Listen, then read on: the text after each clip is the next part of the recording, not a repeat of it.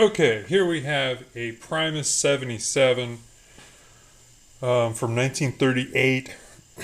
It's one of the first. I'm not even going to say that. I don't know that much about it. It is an early white gas stove produced by Primus. All right, there we go. To open the case, I'm going to just show you some of the features because I think it's pretty neat. The legs fold under. This was common among American stoves of the time. Open the lid. Here we go. Open the lid, and you'll see there are wind flaps here. They're held in place by these tabs. Pop the little rod out, and you can now swing that out, and there's a corresponding space placed right here where there's a hole, and that can go right in there to support the wings, the windshield wings.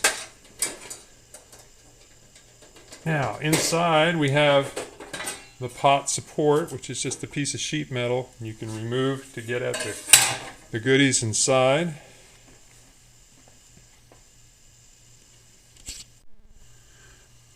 Inside the case of the stove, the tank is here along with the generator, and there's a metal plate with a slot in it that secures it so it doesn't bang around inside the case. Take the tank out, you just lift it out, and there you are. I'm going to show you a couple features here. This device here is how you hook up the quick lighter on the stove. This is the quick lighter nozzle, and you can see it shifts from this side here underneath where the generator is going to go. So I'm going to do that now. Install the tank on the stove. There's two slots out here.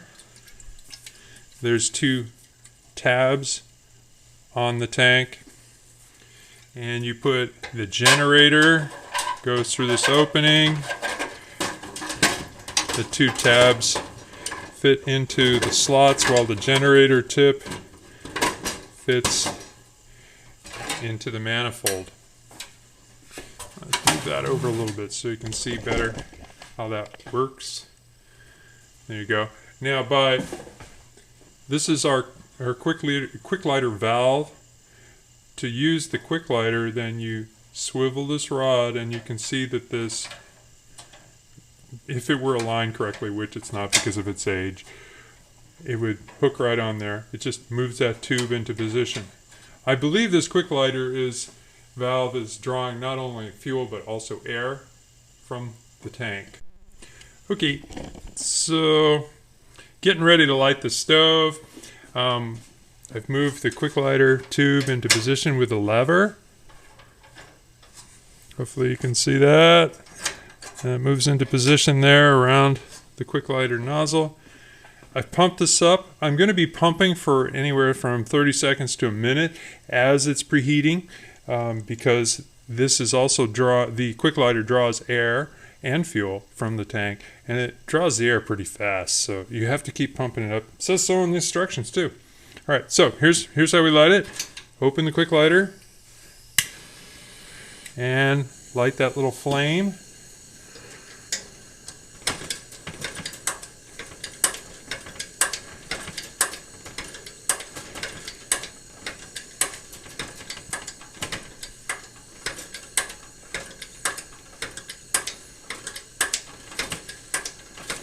Pumping the air in to keep that flame supported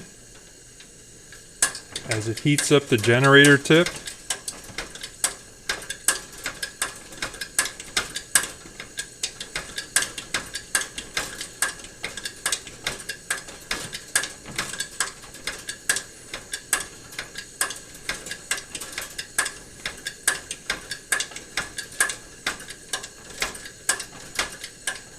Now I can open the valve.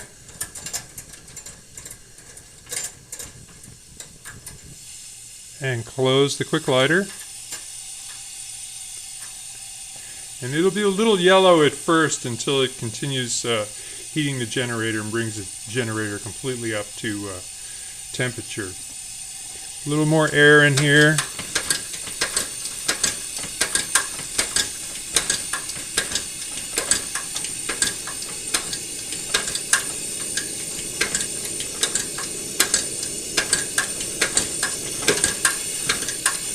You can see the yellow is fading out now as the generator gets completely up to temp. Now, the one nice thing about this is another nice thing about this rather, is that the pump knob actually has a thread on it, so you can push it all the way in and then screw it tight down. I don't think that's a safety factor. I think that's just because when it fits into the case, it needs to be all the way down. Otherwise, the pump rod will hang up on the case as you put it in there. You can hear that relatively throaty hiss from the slitty burner.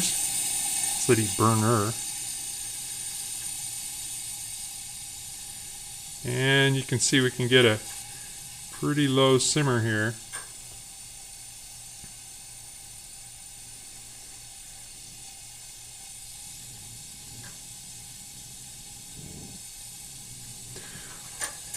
Or a big flame.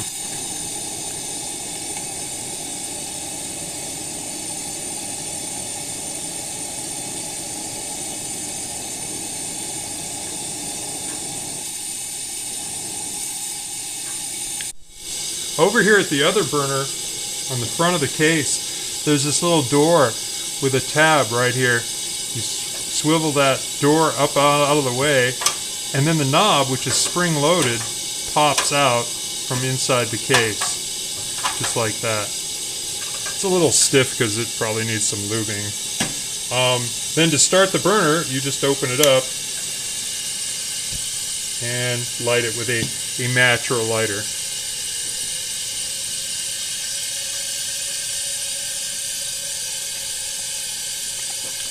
So just like a lot of Coleman stoves, the secondary burner is controlled by its spindle knob, but also by the main knob. So we can open this up a little bit more now.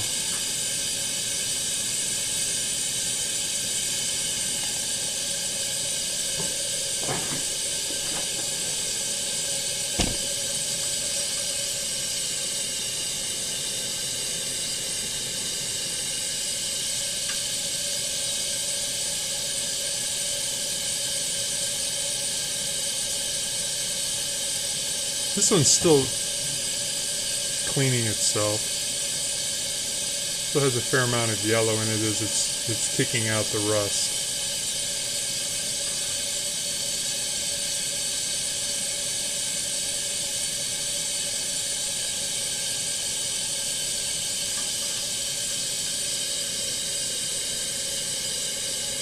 Now somebody asked, what about the two different heights of the burners? Well, when you put the pot pan on here, like so, there you go.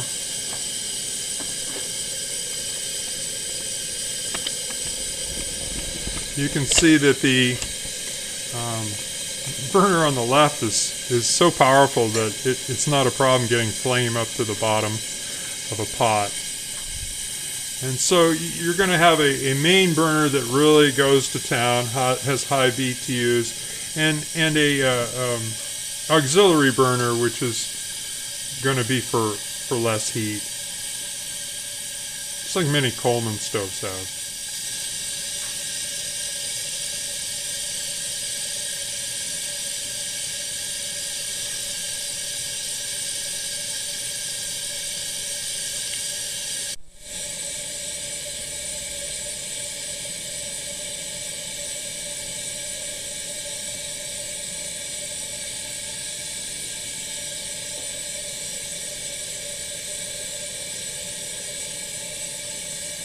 The main burner.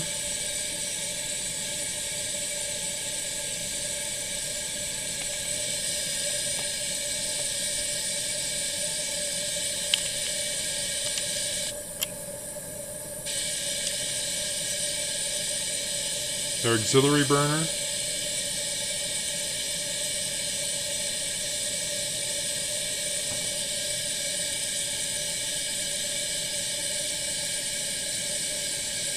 Bringing that down to the simmer point.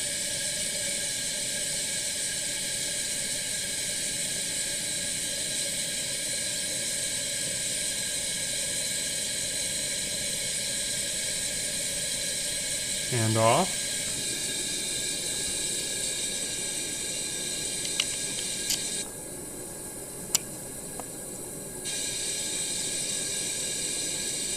Back to our main burner.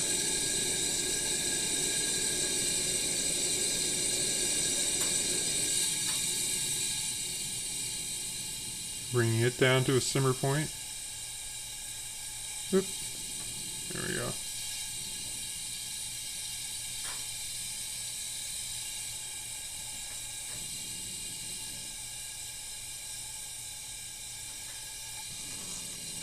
Burning off the excess gas in the generator right now.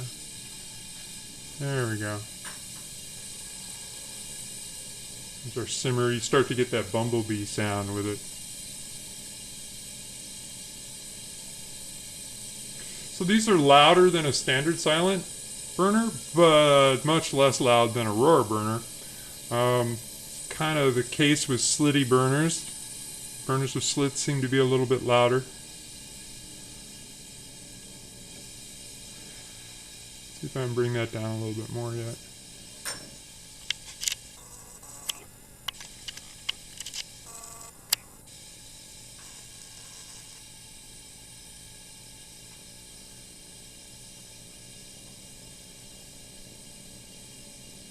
There we are.